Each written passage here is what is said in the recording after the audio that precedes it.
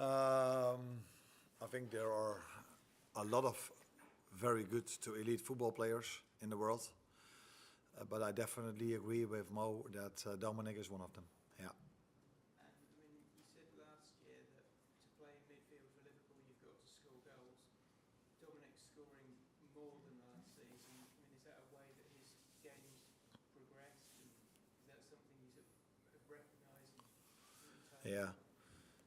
Yeah, when I said that, I maybe had to add, and you need to be able to run a lot if you play in the midfield of Liverpool. But I think what I meant was, as a number 10, you also need to produce goals. Now, he hasn't always played in the 10 position, but he is producing more and more goals. I think Dominic is a great example of the model we are using here at this club, and we sign young players from another league. In this situation, that was Leipzig, where he was already known for being a player that was really physical. But I think it's fair for me to say that the player that we brought in was already good, but where he is now, he's much, or at least better. I think much better than where he was 2.5 years ago. And that is what you get if you sign young players and you give them a bit of time and you let them play a lot. And that's why I also think that that trajectory he's been through is the same trajectory we can expect from other young players we are having that we've signed from other leagues. You can already see their progress. But I've said many times that next season or at the end of the season or in 2 seasons, players like Hugo and Florian, because these are the 2 that come from the Bundesliga, will even be better next year than they are already now, because they are already very good players for us. Beth? Can I just ask you about Mo, because obviously you got a goal and assist tonight, but his overall play, particularly the second half, was maybe the best it's been for a long while. How impressed were you with him and his overall contributions at the moment? No, it's very nice to have him on the score sheet again and him having an assist, but I think what I like the most at the moment, that he's scoring goals, is something you can almost expect, but he also helps the team a lot defensively, and that is something very positive, what the team also needs. And I think more and more players are now capable of playing at this intensity level every 3 days, and that is where we struggled a lot in the beginning of the season, where it was sometimes hard for us to bring the intensity level once a week, let alone every 3 days. But now we're able to do so. We see more and more the quality we are having, and that's why I've said so many times already that the future looks really bright for this club with these players. And I think the recent 7, 8, 9, 10 games are showing that as well. James? That was Curtis's first start for just over a month, filling in a right back. How did you think he did? Very well. Curtis is a very good player. I've said this many times also to him, and he agrees with me, by the way. But unfortunately for him, he's playing in a line where I have many good players and also available. So if he would be playing in another position, he would have played much more. But that's the only line, touch wood, where we haven't had our problems this season. And then you sometimes need him or other players in different positions. And so many times they've done well. Dominic has played so many different positions. Ryan played centre back. And now tonight, Curtis had to play as a fullback. And he did really well. It was very pleasing to see that the first goal was an assist of the left fullback to the right fullback. That probably tells you a lot about the intentions these players have when they step on the pitch. Well.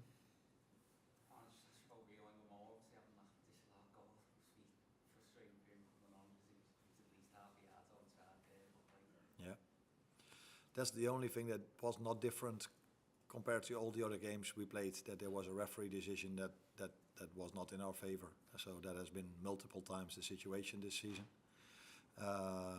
But I also said many times when I sat here or at the AXA that we need to make sure that if decisions go against you, that you're still able to win. We have to become that good that we don't rely on the fact that against City there was not a red card on Gueye, or all the other decisions that are made this season that didn't went in our favor. And tonight, again, there was a decision that didn't went in our favor, which should have been different because he was onside, as you said. But we were still able to win 3-0. So now, no one talks about it, although I don't follow everything, but I don't think there's been a lot spoken about how many times we've been disadvantaged by referee decision this season.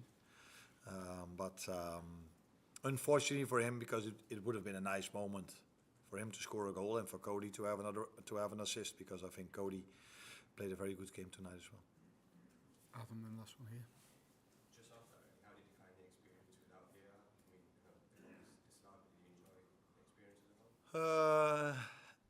In general, I enjoy watching football without VAR because if you then score, you're like, it's a goal. So that was the same with the 1-0. I looked at the linesman and he didn't raise his flag. So I was like, that's nice.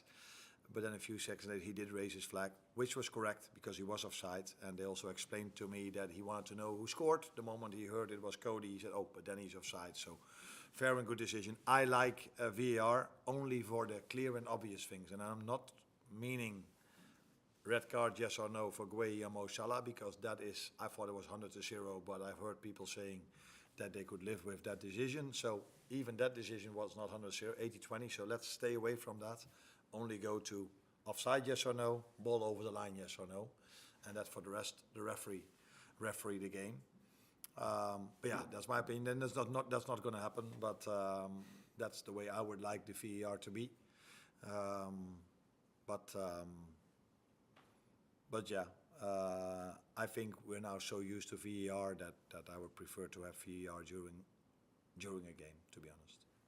Quick one on Dom, actually. Do you see all the attributes there for a future leader or captain over here? Yes, but he's still young, and I think he has a lot of attributes already, especially if it comes to leading by example.